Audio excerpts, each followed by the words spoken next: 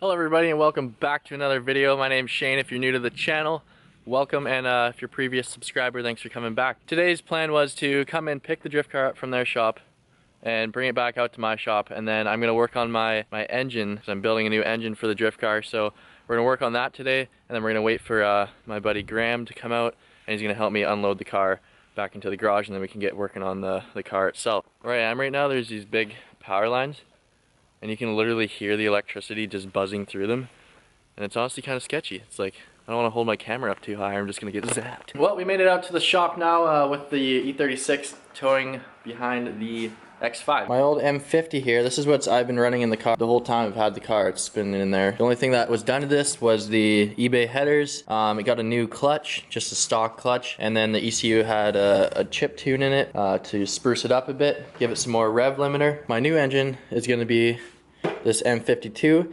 and it's not going to be just a stock M52. What I'm doing with this is I'm getting an M54 engine, B30, which is a 3-liter next generation engine, but what I can do is I can take the actual crank and pistons out of that 3-liter and install them into this block, making it a 3-liter. So it'll be a stroked out M52, and then I'm either going to do the M54 intake cam, or if I can get S52 cams, I will put them in the head. And the other catch to this is an OBD2 engine. It's from 1998.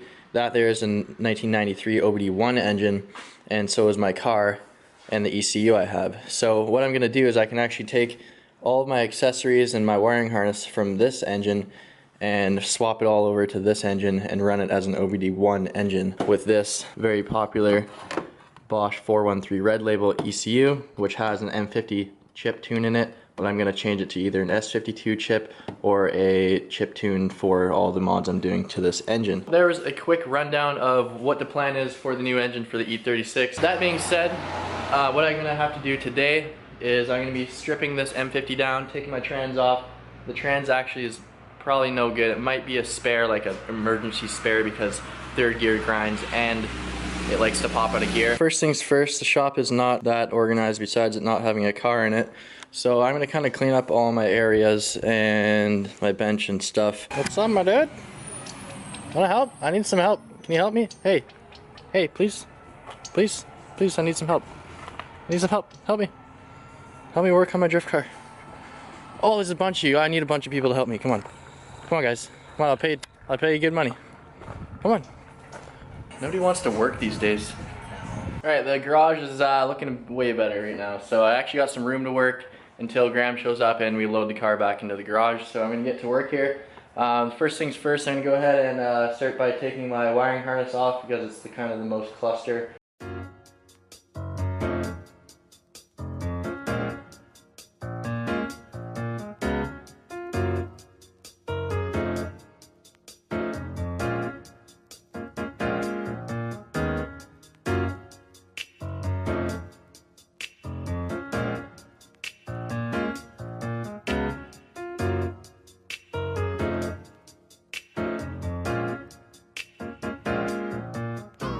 Well, we got the harness off. It's pretty simple, to be honest. Not that complicated of a wiring harness. This one is actually from an automatic, so it's got a couple extra things that your manuals won't have.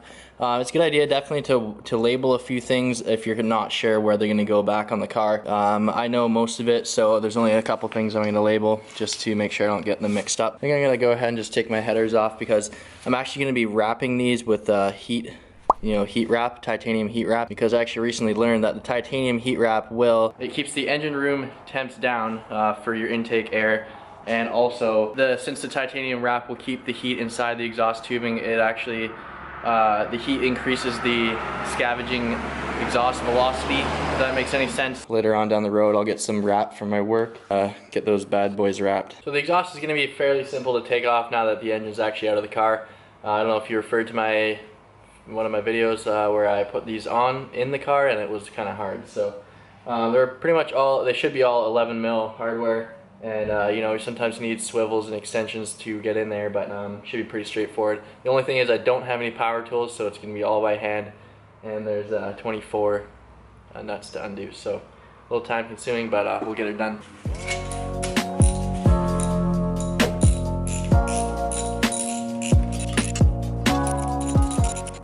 I got like 3 bolts in and I dug this out. I know it's definitely overkill, but it's gonna speed things up.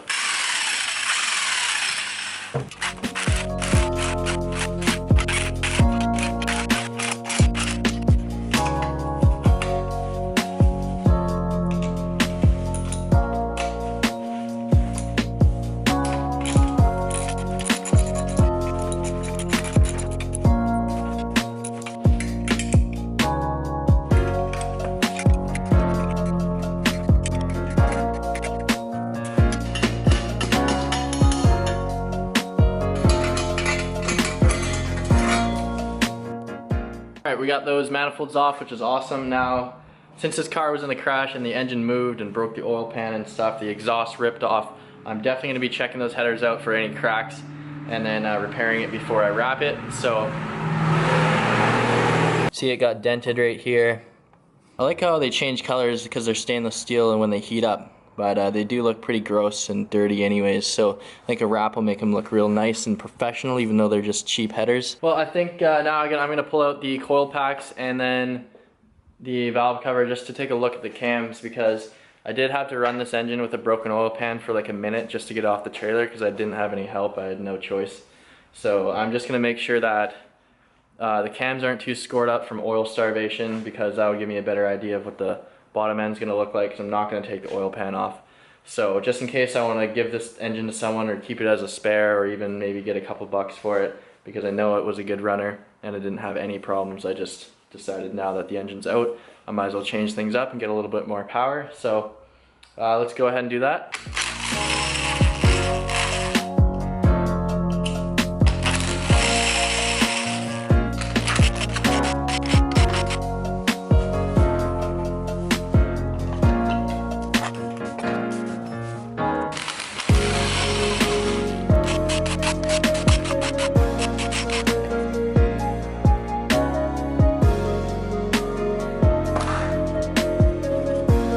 Oh, look at that. Look at that. That's nice and shiny. So taking a look at these guys, it's pretty normal wear, you know, especially for a 300k drift car engine. I didn't run it long enough to actually do any damage, which is nice to see. I'm not going to take apart the internals or take the head off or anything like that. I don't need to. I'm just going to plop the valve cover on. I actually might be using the valve cover for the M52.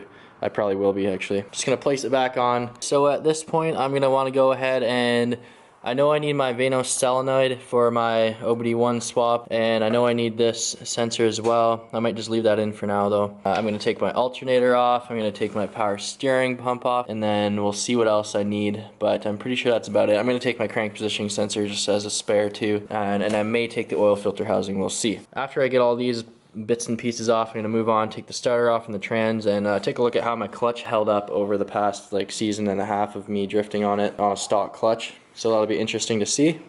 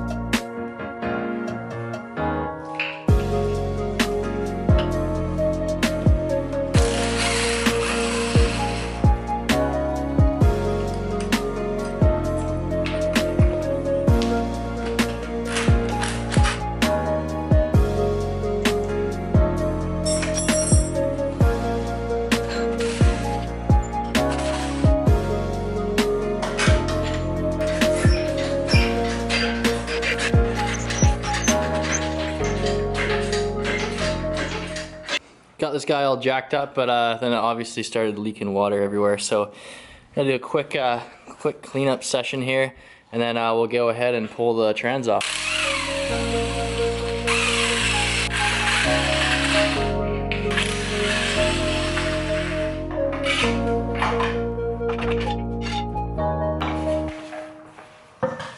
Now I have the trans off the engine. This is a stock Satch's, just a stock clutch kit. The throwout bearing isn't bad, but it sounds like it may be just starting to be a bit growly. And this was a brand new clutch kit with the brand new throwout bearing when I put this in a year and a half ago when I started my channel.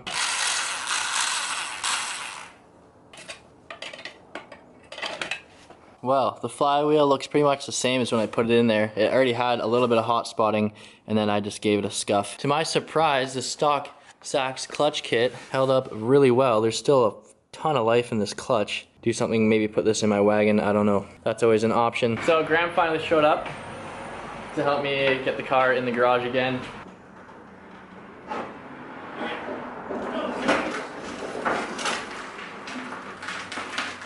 Well, we got the car back in the shop, and then once I got my M54 here, I can take that apart, assess the parts in that, make sure they're all good, and then I can start ripping apart the M52 and start putting it together. Stay tuned for that, guys. I really appreciate everyone watching the videos. Please don't forget to give the video a like and subscribe to the channel if you haven't already. Thanks everybody for watching, and we'll catch you next time.